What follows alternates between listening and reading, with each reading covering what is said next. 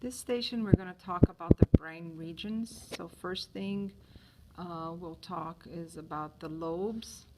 The lobes are going to be easy because if you remember the bones, you can remember the lobes. So your frontal bone was here in the front, therefore this is your frontal lobe.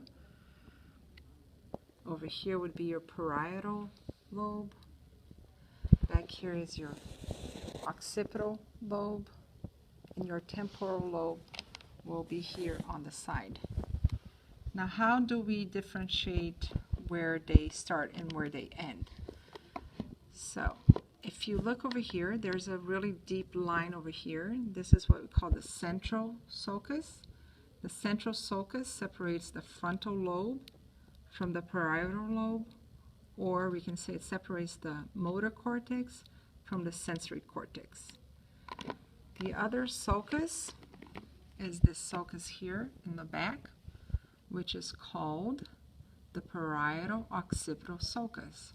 So like the name says, parietal occipital is going to separate the parietal lobe from the occipital lobe, or the sensory cortex from the visual cortex. The next sulcus is on the side over here. It's called a lateral sulcus.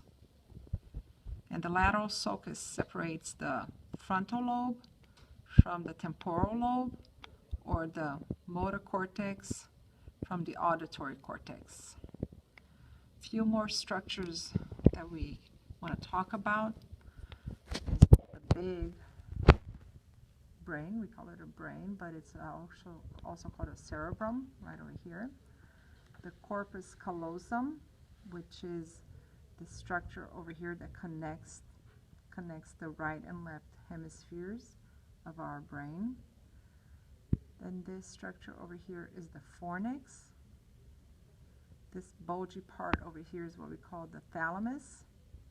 Therefore, this structure over here is called the epithalamus, so on top of the thalamus. At the end we have the pineal gland, but you don't have to know the pineal gland for lab. Then right over here in the middle of the thalamus we have what we call the interthalamic adhesion. So like the name says, inter, between, thalamic, thalamus adhesion. So it's going to adhere or connect the two hemispheres of the thalamus from each of the cerebral hemispheres. Then we have the cerebellum, which is a little brain back here. The pons, right over here. The medulla oblongata, which is right over here. This part is the medulla oblongata. And from here on, you would have the spinal cord. So on this model, you can't really see the spinal cord.